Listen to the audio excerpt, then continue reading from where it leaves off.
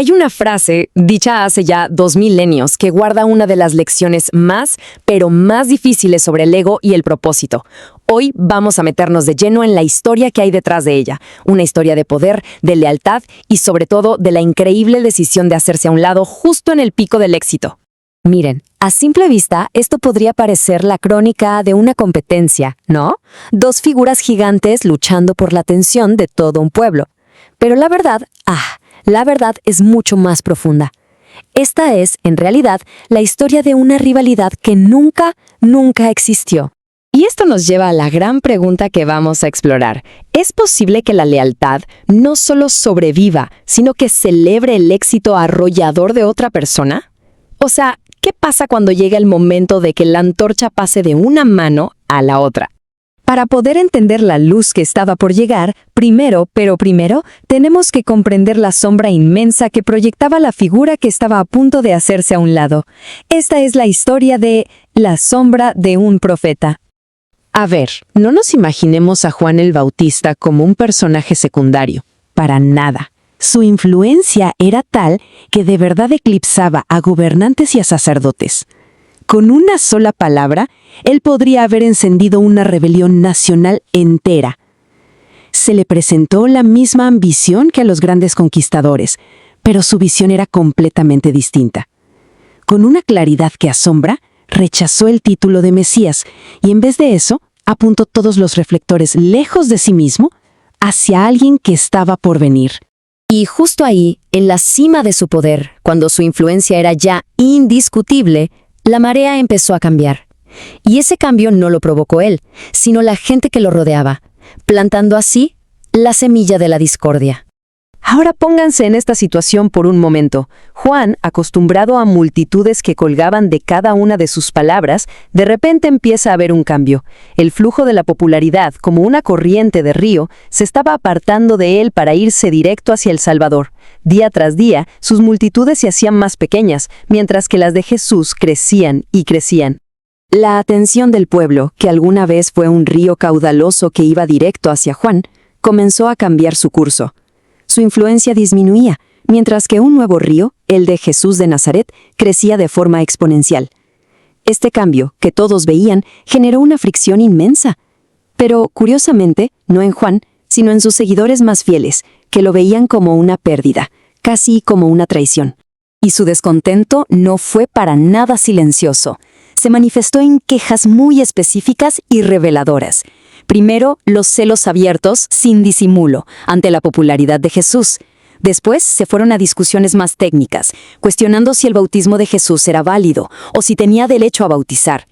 En el fondo, una lealtad mal entendida hacia su maestro los estaba preparando para criticar y hasta para sabotear la mismísima obra que Juan había venido a anunciar. Y con todo esto, fueron a quejarse directamente con Juan. Le dijeron: «Rabí, el que estaba contigo al otro lado del Jordán, de quien tú mismo diste testimonio, mira, ahora bautiza», y todos se van con él. Casi se puede sentir la frustración en sus palabras, esa acusación implícita de: «Oye, estás perdiendo tu lugar y él te lo está quitando». Este es el punto de quiebre. Enfrentado a la tentación de los celos, de la autocompasión, la respuesta de Juan se convierte en el corazón de toda esta historia. Es aquí donde escuchamos la voz del amigo. Su reacción fue inmediata y, la verdad, sorprendente. Juan no les dio ni un poquito de razón. No manifestó simpatía alguna por su descontento. No hubo un «tienen razón, esto es injusto». Al contrario, demostró una comprensión clarísima de cuál era su propósito. Y esta es su primera lección para ellos, un principio fundamental. No puede el hombre recibir algo si no le fuere dado del cielo. En otras palabras, el éxito, la autoridad, el ministerio, no son algo que uno toma o posee. Son un regalo, una asignación que viene de arriba. Para que lo entendieran mejor, usó una analogía poderosísima. Se describió a sí mismo no como la estrella del evento, sino como el amigo del esposo. Su papel era ser el mensajero, el que prepara el camino para la unión entre el novio, que es Cristo, y la novia. Su mayor alegría no era ser el centro de atención, sino escuchar la voz del esposo y alegrarse por su felicidad.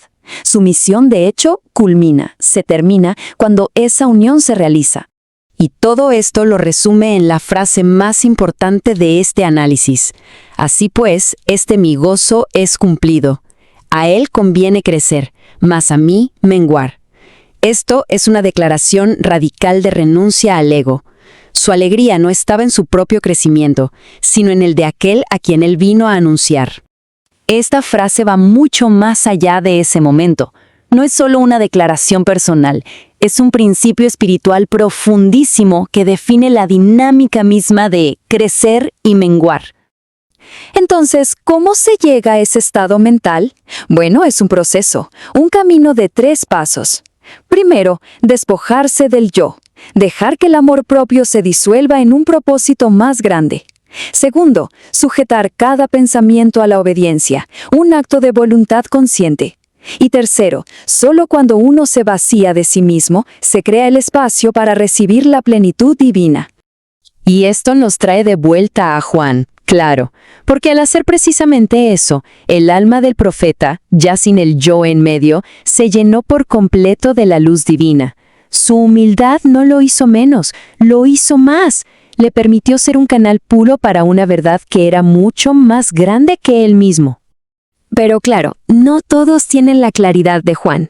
El éxito de una causa puede ser una fuente de alegría para unos y una terrible amenaza para otros. Y esto nos revela la gran advertencia de esta historia, el peligro del instrumento. Aquí tenemos el contraste perfecto. Por un lado, Juan el Bautista, que recibió el éxito de Cristo con alegría, viendo su propia misión cumplida en ello.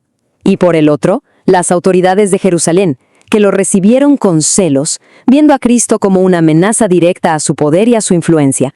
El punto crucial es este. Los caudillos de Israel simplemente no estaban dispuestos a decir lo mismo que Juan. A él conviene crecer, mas a mí menguar. Se aferraron a su propia posición, a su propia importancia, y al hacerlo, se opusieron a la misma obra que decían servir. Al final, todo se reduce a 2 mentalidades totalmente opuestas. Por un lado, el mensajero fiel, como Juan, enfocado en la misión por encima de su posición. Su actitud, alegría en el éxito de otras, y el resultado es el progreso. Por otro lado, el líder celoso, enfocado en su posición. Teme ser superado, y su actitud solo lleva a la división y el estancamiento.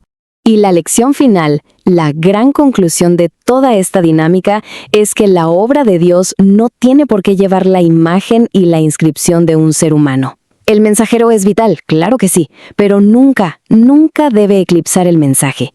El movimiento no debe depender de una sola persona. Y todo esto nos deja con una pregunta para reflexionar. Cuando una obra tiene éxito, cuando un proyecto triunfa, cuando se logra un gran avance, ¿quién recibe el honor? ¿La herramienta o el artesano?